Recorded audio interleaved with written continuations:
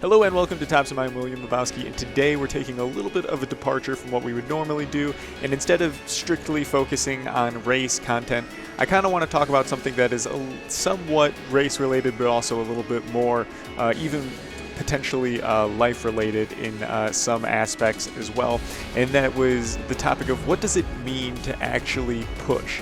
What does it really mean to go faster than you can go? And especially, how do you go faster than you're currently going? How do you improve upon what you're already doing? How do you know what you don't know?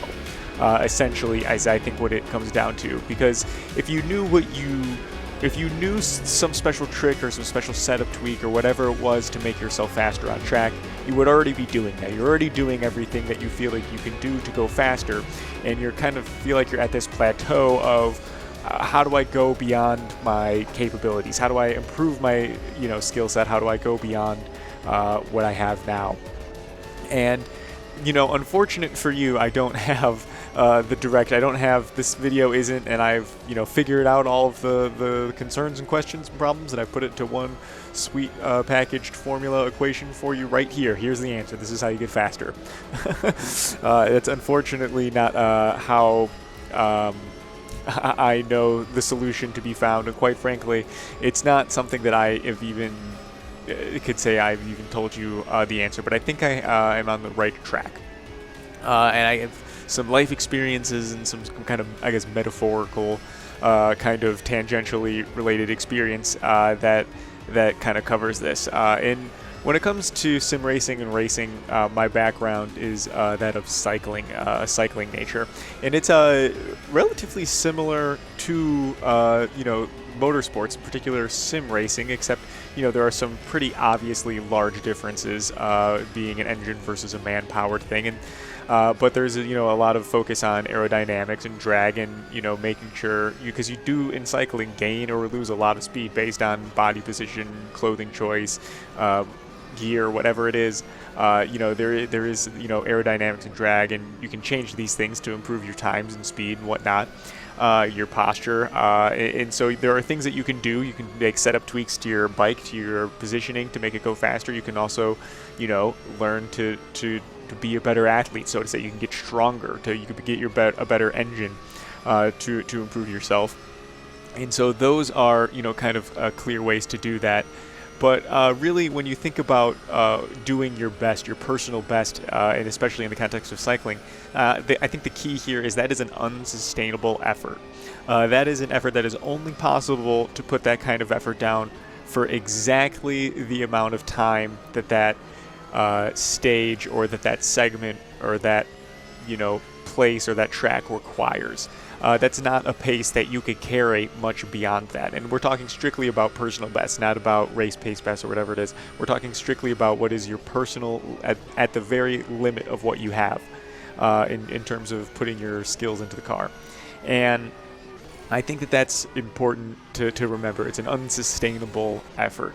And there's a saying, speaking of cycling, and if we're comparing, how similar cycling is to sim and motorsports, esports and sim race. Okay, if we're comparing how similar these things are, one thing that was drilled into our heads as cyclists, trying to learn the way of what is essentially a European-dominated sport, is that Americans, when it comes to their efforts on the bike, they either go harder when they should be going easier, or they're going too hard when they should be going softer.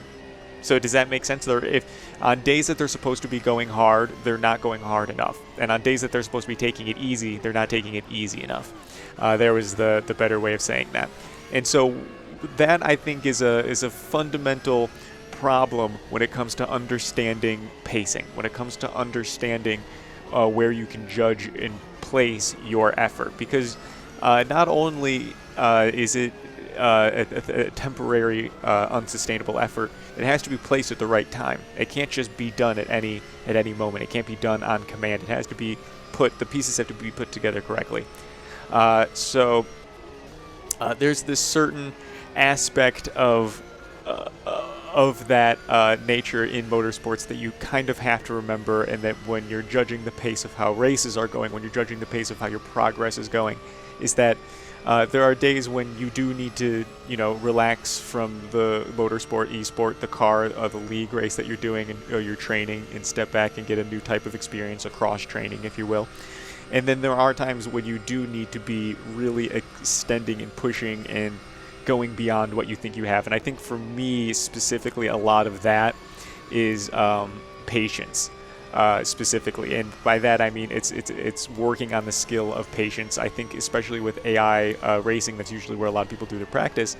You can restart, you can make moves that you wouldn't make on real people driving those cars, because if something goes wrong, you're not ruining somebody else's race.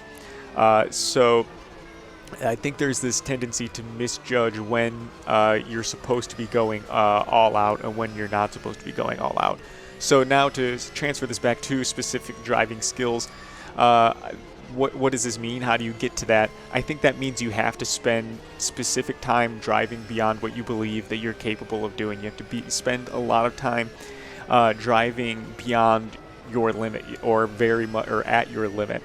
The same way you would improve, your engine when cycling. If you want to go faster on your bike, you're going to have to spend a lot of time at your maximum threshold. So to say, in order to, if you want that maximum to be more, you got to train it more. You got to spend more time there. That's how you get faster. And so just like in sim racing, you have to spend time putting these pieces together, both putting down huge, fast efforts, but also not exactly, it went poorly here, I can just click escape and be back in the pit box now. There has to be consequence to that action in order for you to really put these pieces together. So that I think then the other side of that is taking it easy when you shouldn't, or when not taking it easy enough when you should, is that you drive that shit car all the way back to the pit lane. Now that's how you're going to learn the rest of the outlap, and that's how you're going to learn not to crash the car next time, because of the time consequence that it took you to bring your car back to pit lane. But beyond that, what technical advice do I have? It's going deeper into braking zones. It's putting more athleticism into your actual turning. I find that sometimes I realize, I could just turn more here. Sometimes I could, if I could turn more in the same amount of time, I think I can make this happen. And that is, is a result, with a bit of an athleticism kind of approach to this.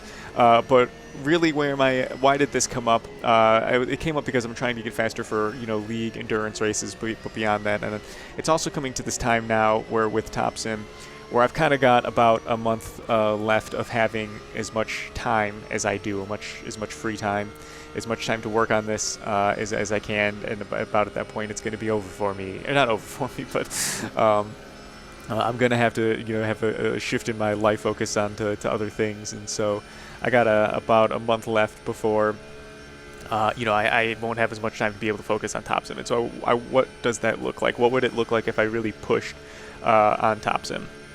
And so for that, I'm going to be trying to make a piece of content every day for this next month.